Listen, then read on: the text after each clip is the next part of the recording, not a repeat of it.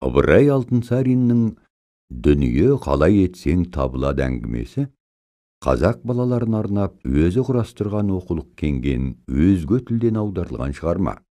Әңгіме француз жұртының бір білімді адамының жазғанынан деп басталып, Антон деген жол бойында қайыр сұрап отыратын тіленші жігіт туралы баяндалады.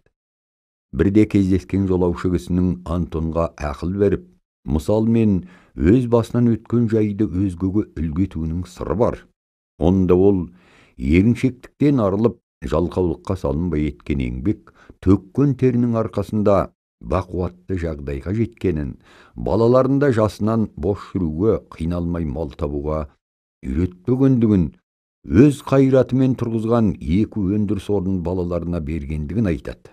Осы айтқанымша, машақаттанудан қашпасаң сенде бай боласың, Антон деген жолаушы кісінің айтқан тілін алған Антон ерінбей еңбек етіп, маңдай терімен жақсы тұрмысқа жетеді. Бұған куә болған шетелдік әңгіме авторының көргені мен түйгені, еңбекті сүю, одан қашпай, дүниені еткен еңбек, төккен терден сұрау керек деген оймен тұжырымдалады.